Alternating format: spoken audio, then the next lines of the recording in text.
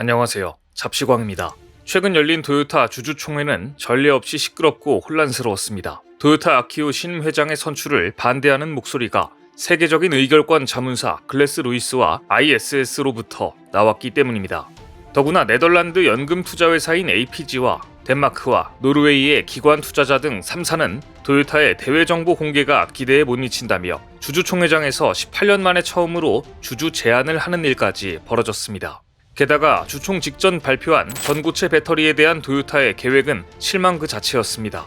토요타가 또다시 전고체 배터리 양산 시기를 번복하면서 시장의 신뢰를 잃었습니다. 2022년에 양산 예정이었지만 시간이 지나자 2025년이라고 번복했고 이번에는 아예 2028년 양산 예정이라고 발표를 하는 등 계속해서 말을 바꿔 이제는 양치기 소년이라는 비웃음을 사고 있습니다. 이런 상황에서 뒤늦게 전기차 시장에 뛰어든 토요타는 완전히 방향을 잘못 잡았다는 평가까지 받았습니다. 토요타는 전기차에 가짜 수동 변속기를 달아 운전자가 수동 차량을 운전하는 느낌을 내려고 했습니다. 토요타 전기차에 부착된 가짜 변속기는 수동 차량 운전의 느낌을 그대로 구현하기 위해 엔진 소음을 내는 스피커가 장치돼 있으며 기어 조작이 미숙하면 차량이 정지하는 척하는 기능도 포함되어 있습니다. 굳이 없어도 될 불필요한 진동을 유발한 것입니다.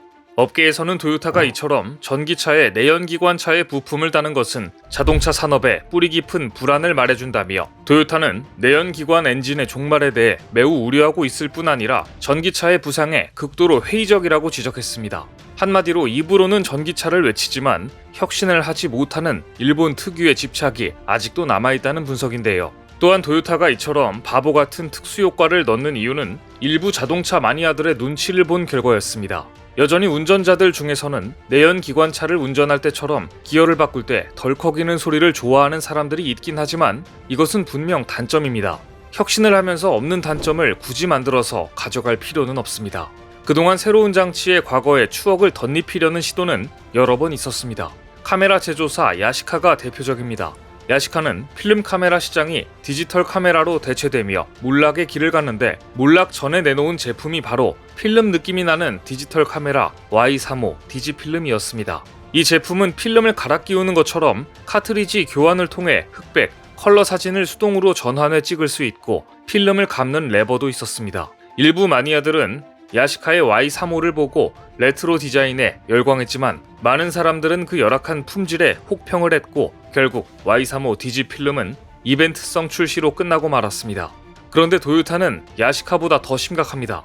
토요타는 기존 수동기어 차량을 모방해 수동기어를 잘못 넣을 경우 차가 덜컥거리는 변속 충격과 급정거하는 운행 경험까지 프로그래밍할 계획입니다. 일부러 옛날 자동차처럼 덜컹거리게 만든다는 것인데요. 하지만 이런 진동은 전기차 배터리에 영향을 줄 수도 있습니다.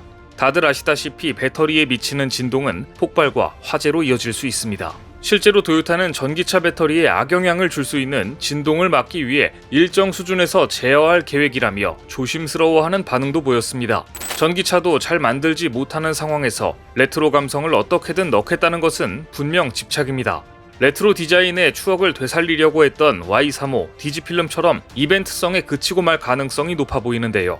사실 토요타는 전기차에 없는 소음과 진동을 만들 시간에 자동차의 안전성에 대한 연구에나 더 심혈을 기울여야 할 처지입니다.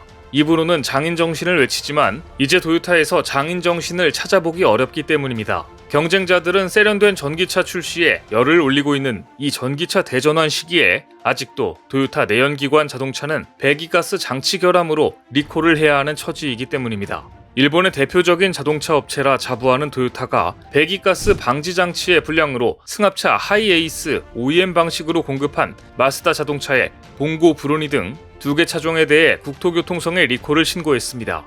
리콜 대상은 2021년 9월부터 2022년 7월에 생산된 모델로 총 39,000여 대에 이르고 현재까지 20건의 결함이 확인됐습니다. 그런데 토요타의 이번 결함 원인은 어이없는 부분에서 나왔습니다.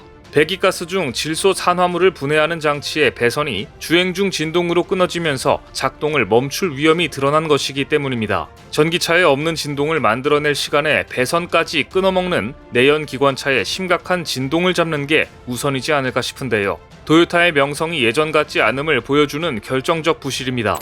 토요타가 이렇게 황당한 장인정신을 고집하는 동안 현대차는 그야말로 혁신적인 자동차를 내놓았습니다. 현대의 아이오닉 7은 아직 시장에 출시되지도 않았는데 세계적인 자동차 매체들이 앞다투어 기대감을 표시하는 등 자동차 업계의 이목을 끌고 있습니다.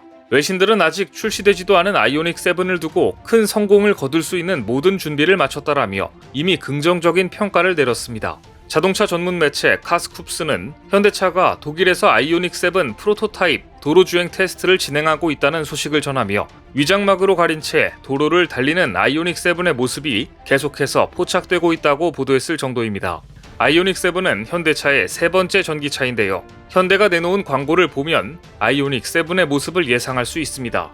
재미있는 점은 도요타와 정반대의 방향성을 가지고 있다는 점입니다. 도요타가 없는 진동과 소음을 만들어내는 동안 아이오닉 7은 편안함에 주목했습니다. 차 안에서 명상이 가능하게 만들어주는 비전 루프 디스플레이, 고급스러운 내장, 하이진 소재는 물론 여기에 자유롭게 회전이 되는 스위블링 라운지 체어 등을 갖추어 차 안이 마치 거실처럼 느껴지게 만들었습니다. 외신 톱스피드는 아이오닉 7이 세계 시장에서 성공할 수 있는 4가지 요인을 이렇게 꼽았습니다. 압도적인 고급 인테리어, 300마일 이상의 주행거리, 합리적인 가격, 그리고 아이오닉 7에 이어 아이오닉 8까지 이어지는 현대의 전기차 경쟁력.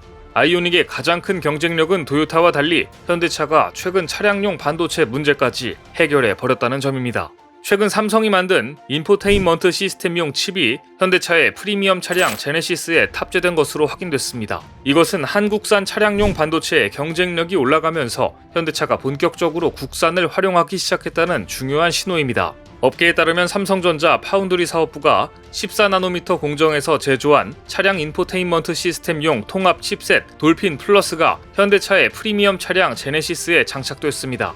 이렇게 SK, LG 디스플레이, 배터리, 조명 등 차량용 핵심 부품들뿐 아니라 삼성의 차량용 반도체까지 현대차는 이제 한국산 부품만으로도 충분히 경쟁력을 갖추게 됐습니다.